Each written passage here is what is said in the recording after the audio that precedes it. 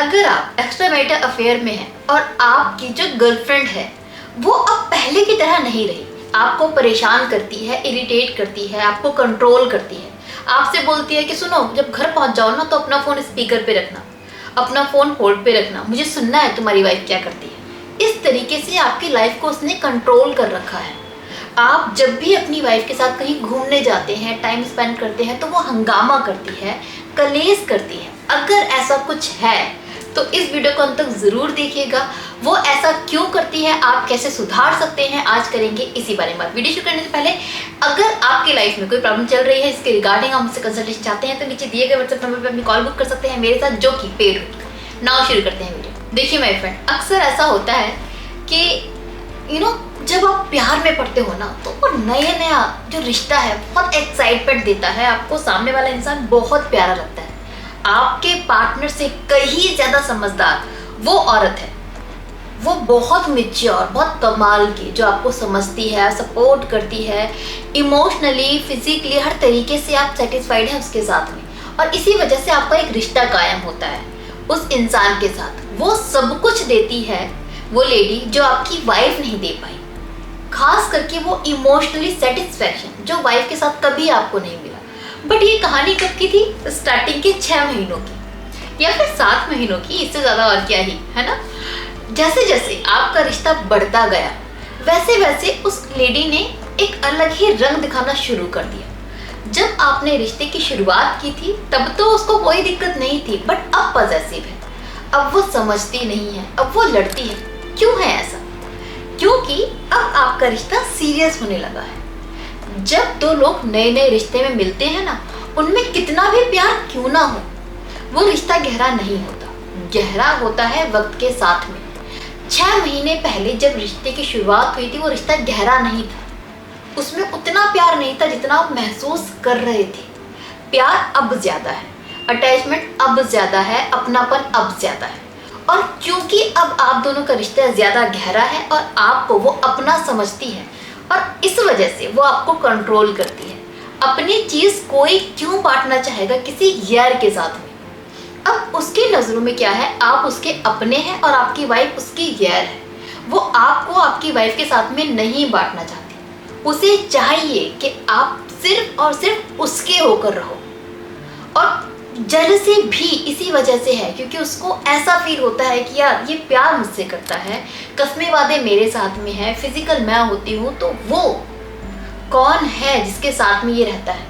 उसकी वाइफ की जगह तो मैं डिजर्व करती हूँ ना, मैं क्यों नहीं हूँ वहाँ पर? ये इच्छा होती है उस लेडी की। इस वजह से आपकी लाइफ में कलेश शुरू हो जाते हैं। और मैनी टाइम ऐसा भी होता है कि आप ये कितनी बार समझाते हो कि यार सुन, मैं सिर्फ फॉर्मेलिटी के रह रहा हूँ, मेरी मजबूरी है कि अपनी वाइफ की डेली ज़रूरतों को मैं पूरा करूँ, सामान लेकर आऊँ, कभी कभी उसको बाहर ले जाऊँ, रिश्तेदारों के यहाँ पर लेकर जाऊँ, ससुराल वाले बुला रहे हैं तो वहाँ पर घुमा के लेकर आऊँ, ये मेरी ड्यूटी है, मैं प्यार नहीं करता।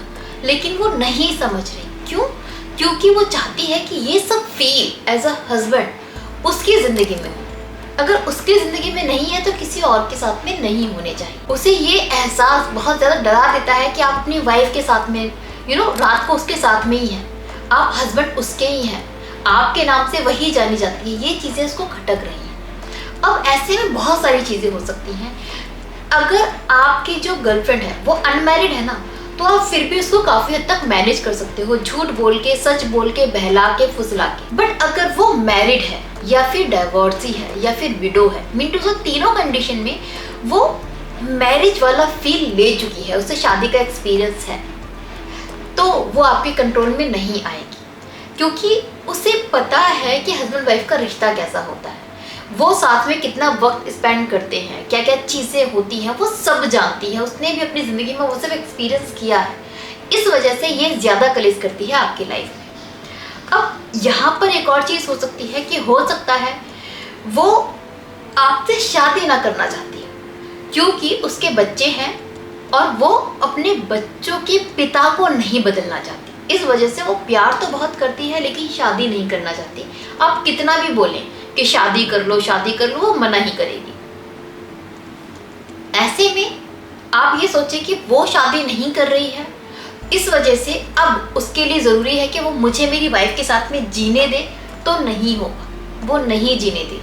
आपसे शादी नहीं करेगी वो अलग बात है, अपने पति को भी नहीं छोड़ेगी और आपको भी नहीं छोड़ेगी, वो दोनों चाहेगी, आप भी उसके साथ और उसका पति भी उसके साथ, क्योंकि ये रिश्ता इस तरीके का है। और ऑन द अदर हैंड, अगर आप वो इंसान हैं जो आप शादी नहीं करना चाहते, वो शादी करना चाहती है, मीन टू से अगर मान लो वो विडो है या फिर डिवोर्सी है, तो उसकी इच्छा होगी आपके साथ रहने की।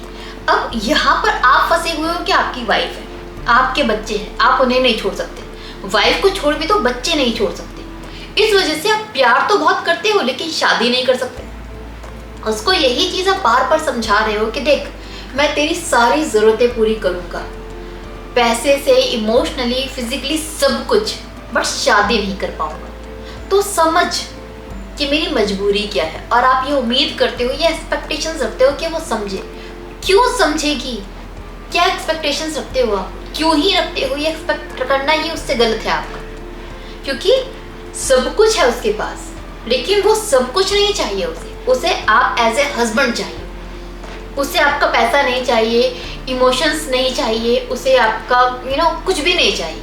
उसे बस इतना ही चाहिए कि ये आदमी मुझसे शादी कर ले, मेरा पति कहलाए, उस औरत का नहीं। इन नाइट में मेरे पास लौट के आए, उसके पास ना जाए, इसकी वाइफ मैं कहलाऊं, वो नहीं। ये नाम चाहिए आपकी वाइफ होने का। अब आप उसे सिर्फ यही नहीं दे रहे, सब कुछ देने को तैयार हो, वो क्यों मानेगी? आप माना अपनी जगह मजबूर हो, लेकिन वो भी उस जगह पर है जहां आपकी मजबूरी नहीं समझ सकती है एट एनी कॉस्ट। आप दुनिया की कोई भी खुशी उसे क्यों ना दे दें, वो हर वक्त आपसे झगड़ेगी, आपकी सही समझने वाली बातों को भी सही नहीं समझेगी, आपकी अच्छी बातों को भी बुरा समझेगी, आपकी जनरल प्रॉब्लम भी वो नहीं समझ पाएगी, अंडरस्टैंड नहीं कर पाएगी। लेकिन ये होता है रिश्ते के कम से कम 6-7 महीने बाद शुरू होती हैं ये सब चीज़ें, और जितना रिश्ता पुराना होता जाता है उतनी ये प्रॉब्लम बढ़ती जाती हैं एक रिश्ते के अंदर। सबसे पहले तो इस चीज़ को समझिए। अब बात आती है कि ऐसा क्यों करती है औरत, क्यों नहीं समझ पा रही। तो देखिए, जो रिश्ता गलत है ना, उसमें चीज़ें गलत अपने आप ही हो जाती है। ये बहुत नॉर्मल सी अंडरस्टूड चीज़ है कि आप जब मैरिड हैं, मैरिड होते हुए किसी और को अपनी लाइफ में लेकर आते हैं, किसी और को प्यार दिखाते हैं, तो समवेयर ये गलत है। अब गलत चीज़ में आप कितना भी कुछ सही क्यों ना कर ले, वो गलत ही रहेगी। इसलिए कहते हैं एक्स्ट्रा मैरिटल अफेयर का कोई भी फ्यूचर नहीं होता।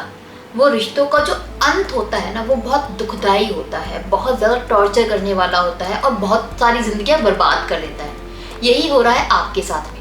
ये बिल्कुल ऐसा ही है जैसे कि घर में आग लग जाए और आप कहें कि भाई आग तो लग गई, लेकिन दीवारें काली क्यों हो गई, सामान क्यों जल गया, ये नहीं जलना चाहिए था, मेरी दीवार क्यों जल गई, काली क्यों पड़ गई। अरे यार, ये नहीं होता। बस अगर आग लगेगी तो ये सब तो होना ही है, घर को जलना है, सामान बर्बाद होना है, सब कुछ बर्बाद होना है अगर आग लगी है, क्योंकि आग लगने के यही साइड इफेक्ट हैं।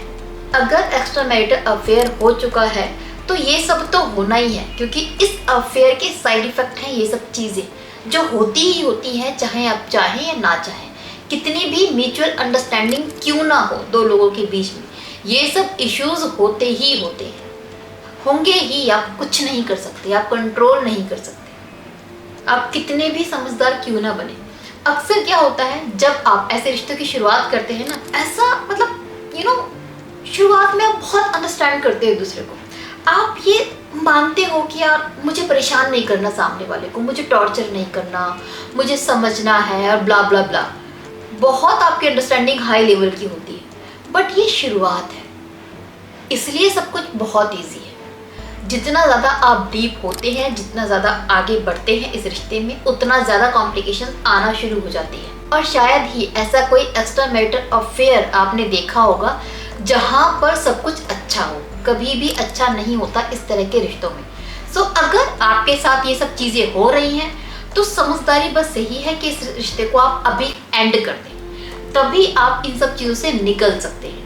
अदरवाइज अगर आपको लगता है कि मैं ये कर लूँगा, उसे समझा दूंगा, मैं वो कर लूँगा, समझा दूंगा, ऐसा करने से लाइफ अच्छी हो जाएगी, कुछ भी कर लो लाइफ अच्छी नहीं होगी। ये हंगामा, ये कलेश आपकी ज़िंदगी में रहेगा जब तक ये रिश्ता चल रहा है, तब तक। जितना लंबा रिश्ता चलेगा उतने ज़्यादा ये इश्यूज बढ़ते चले जाएंगे। सो इस इश्यूज से अगर छुटकारा पाना है तो रिश्ता ख़त्म करना पड़ेगा। नो मैटर आप कितने ज़्यादा उससे टच हैं, कितना ज़्यादा प्यार करते हैं, आप उसके बिना रह पाएंगे या नहीं रह पाएंगे, इससे फ़र्क नहीं पड़ता। अगर आप उसके साथ में रहेंगे तो कलेश होगा, उसको छोड़ेंगे तभी कलेश मिटेगा। अब क्या करना है क्या नहीं ये आपके ऊपर है। और साथ ही साथ मैं वार्न करना चाहूँगी उन लोगों को जो इस रिश्ते में भी पड़े नहीं हैं, पढ़ने वाले हैं, आपका दिल किसी पे आने लगा है, जो ऑलरेडी मैरिड है और आप भी मैरिड हैं, तो दूर हो जाइए, क्योंकि अभी आप समझदार बन रहे हैं। जब रिश्ते में आगे जाएंगे ना, सबकी समझदारी चली जाती है तेल लेने, किसी की समझदारी काम नहीं आती है। सो प्लीज़ अभी से समझ जाइए, वरना आगे चल के तो भगवान ही आपका मालिक है।